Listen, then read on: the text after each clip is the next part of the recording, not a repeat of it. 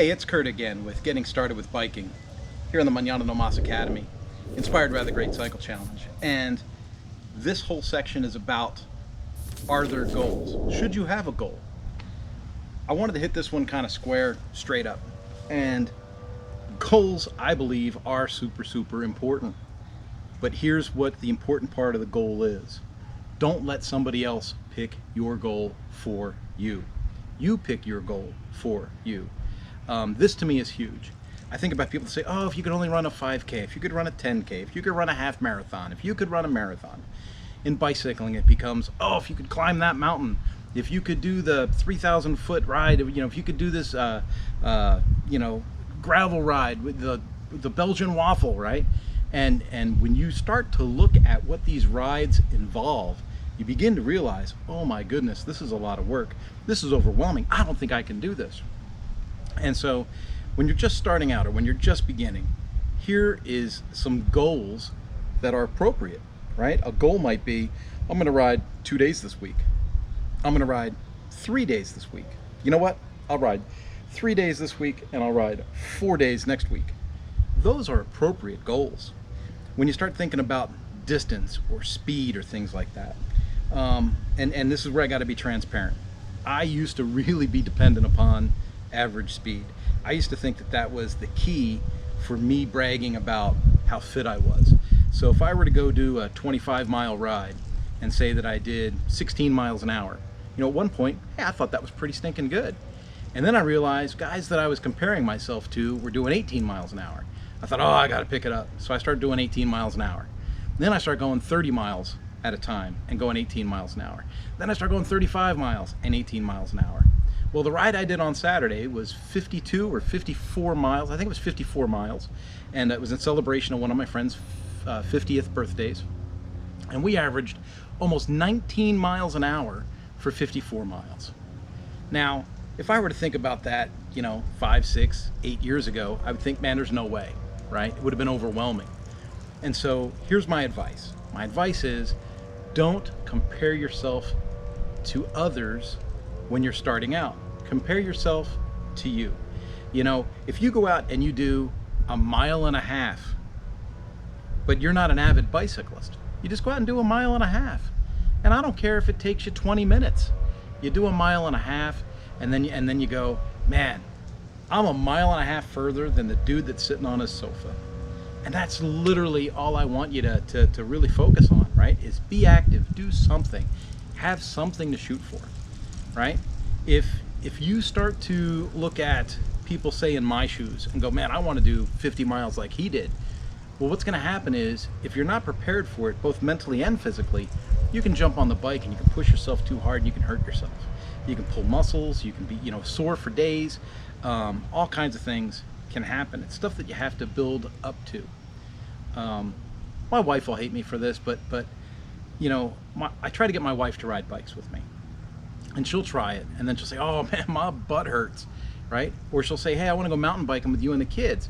So we all, pack up all the bikes and we go to, out here to the lake, and we find the trail and we start riding. Well, next thing you know, we're in 7, 8, 9 miles. This is not the way to break somebody into bicycling, right? How do you think she feels after 8 or 9 miles and having not ridden a bike in a year? Not so good, right?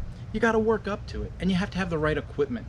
We'll cover this later in the course, where we talk about necessary accessories and tools and tech to make you safe and comfortable, right?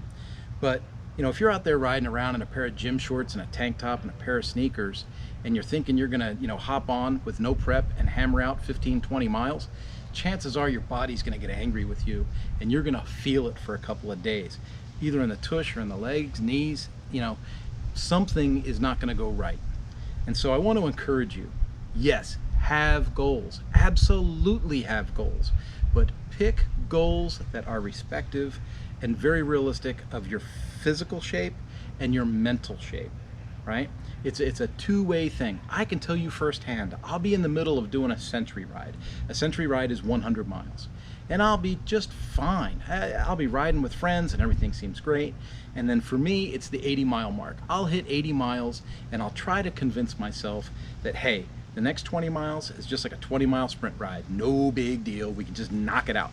I try to convince myself that mentally, right? But then physically, I get to like mile 85 and I just want to pull over and cry. And you'll say to yourself, then why do you do it? Well, I do it because I like the sense of accomplishment and I like being able to get that done. And I'm at a stage in my riding where that kind of goal makes sense, right? And so that's what I'm trying to focus on in this module right now, is you do you. If you've got a group of friends or a network or some accountability partners and you're all, at the same kind of space and you guys want to grow together and ride together and be accountable to one another, that's fantastic, because you guys will edge each other on to grow and you'll edge each other on to succeed even better than I believe you could do individually. But if you're an individual, I want you to be really, really careful about the goals you select and how you do this. Now, I've got a whole course on key performance indicators, and I actually made it from the seat of a bicycle inside the Learning Management Academy at Mañana No Mas. But let's cover this. What is a key performance indicator? A key performance indicator is one thing that is measurable, right? It's one thing or one action that is measurable. So a key performance indicator for you might be your weight, right? Let's say that you're conscious of your weight, and so you start recording your weight.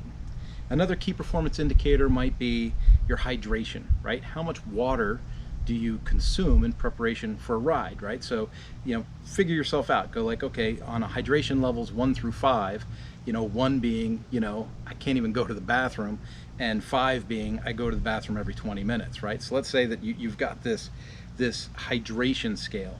And then you say, okay, well, for my key performance indicator, I'm going to say I'm on levels 1 through 5. I'm a 3 for this ride, right? So that's a key performance indicator. Another key performance indicator is distance. How far do you go? Another KPI, key performance indicator, would be average speed, right? Another one could be top speed. There's all kinds of things. Fueling, right? How do you fuel yourself? Are you eating granola bars? Are you eating bananas? Did you have any oranges? Are you eating pickles? We'll cover pickles later. But having a key performance indicator, something that you can track, gives you a position to build a goal from. So if you say, my key performance indicator that I want to track is distance. Well, great. So then you say, okay, I'm going to do a mile, then I'm going to do 2 miles, then I'm going to do 5 miles, then I'm going to do 8 miles, then I'm going to do 10 miles, then I'm going to do 15 miles. You get where I'm going with this? Each KPI is a step up, and it gives you something to track. Now, once you start building up those miles, then maybe you pepper in a second KPI, and that might be average speed or elapsed time. If you're using a computer to track your ride, then maybe you're plugged into Strava and you're keeping a history on this. And then you can say, okay, well, the last time I did that 12-mile ride, I averaged 8 miles an hour. Now when I do that 12-mile ride, I'm going to average 10 miles an hour. And you see how you are building yourself up along the way. And keep in mind, the way that I am articulating these goals to you might be my perception of how a goal should be built. But your perception of how a goal should be built, maybe it's not growing. Maybe it's just maintenance. Maybe it's status quo. Maybe you're great at doing 12 miles at 8 miles an hour. And if that's the case, and that's where you're happy, and that's where your goals were, perfect. Stay right there. But then track that and make sure that you maintain that. You know what I'm saying? I want you to have fun with bicycling, but I also want you to experience that sense of accomplishment that comes with it.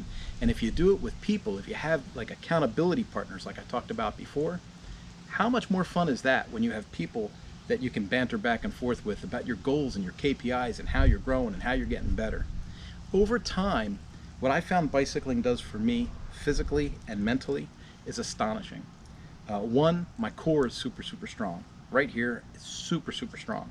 If I need to move a sofa, move a refrigerator, I can do that. I've got the strength and the core and the balance to do that. Mentally, it gives me time to focus and to flush out distractions and to really dig into like root cause analysis as to things I'm thinking about. And so mentally, I think it makes me much more sharp. Physically, I can tell you that my leg strength, my core strength, my chest, even my arms, I feel much more in shape and capable and balanced than I ever have. And here I am in my 50s, right?